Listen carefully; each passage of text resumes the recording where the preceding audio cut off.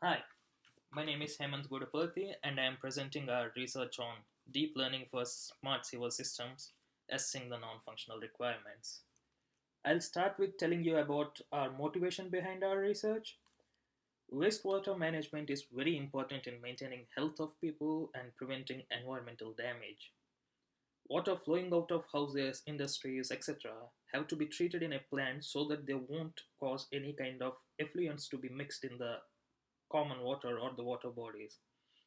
Combined sewer overflow units are placed in different locations to collect this wastewater and transfer them to a treatment plant. This figure shows how if wastewater collected is raised above a safe capacity can lead to overflow into the river. Before that safe capacity, this water can be sent to a wastewater treatment plant. To be precise, there are around 850 cities, 860 cities in United States which have CSOs, and Metropolitan Sewer District of Greater Cincinnati has around 200 CSOs in Cincinnati. MSDGC has been looking for smart sewer systems where they can predict the overflow and regulate the damage.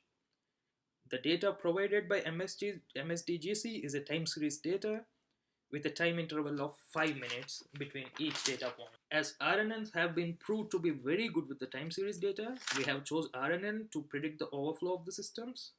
In addition to training and testing the RNN, there is also necessity to test the non-functional requirements such as robustness, etc. So we in this paper have come up with a MR to test the robustness of RNN in the face of missing data. To be precise, if a label is missing in the data, we won't be able to know if the prediction of RNN is right. This will make RNN inaccurate if not tested. In software testing, we need to know the expected outcome to test the functionality of the code. If the expected outcome is not known, then it means that we don't have a test oracle. In such scenarios, we have to stick to a different form of testing called metamorphic testing, which uses metamorphic relations to know the expected outcome. For example, sin x to 100 decimals is hard to test. We can go with a easy metamorphic testing in which we can test the function sin pi minus x equal to sin x. So here we are showing a snippet of data provided by MSTGC. Due to the confidentiality reasons, we cannot show you all the columns that are there in this data. In this data, all the columns except for the overflow column are taken as input, and when a input is given at 1335 using the velocity level and all the columns that are there, it should predict an output at 140, which is no. As we have discussed, when a label is missing due to various reasons like unavailability of expertise or overlooking some data points, we need to be able to handle the next predictions as accurately as they have been. For example, if a no label at 140 is missing, in the follow-up test case, RMR will provide a solution to check if even with that missing label, if the predictions are accurate enough. As we know, missing label means missing a test oracle because the predictions of RNN are compared with the label that is coming in the next input. Our MR is based on the idea that at architectural level, all RNNs have a similar structure. Given input t minus 1, it goes through a hidden layer of neurons, and then the prediction is output at t minus 1.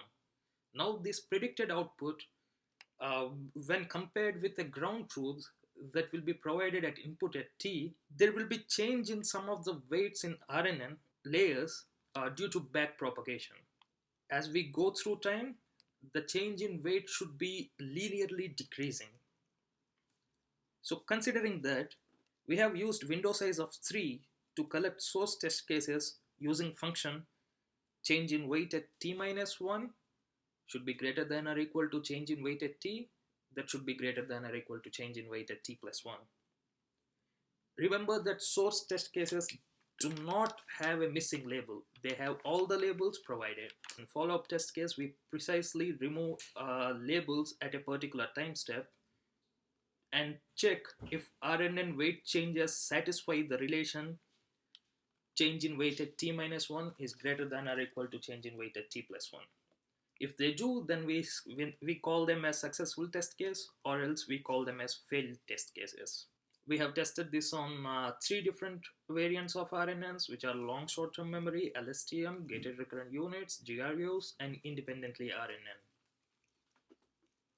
We have got 8500 source test cases in LSTM, 8549 source test cases in GRU, 13599 source test cases in independently RNN, in which we have selected the common 8500 source test cases from all three variants. After testing, the LSTM has 28.4% of failed test cases, while GRU and IND-RNN independently RNN has 42.5 and 29.1 failed test cases respectively. This shows that LSTM is better at handling missing labels and would be more robust compared to other variants of RNNs. As deep learning methods have been used tremendously due to their popularity and due to their technological advances, it is necessary for us to test the non-functional requirements along with the functional requirements. If these non-functional requirements like robustness is ignored, a lot will be at stake, as we have discussed about the overflow and the health problems that are caused through it. In this paper, we have shown how robustness of RNN will maintain the machine to be accurate in less idle or adversarial conditions. We have presented an MR for assessing the RNN robustness in the face of missing data. These results will provide a recommender system for RNN solution candidates in overflow prediction. Thank you.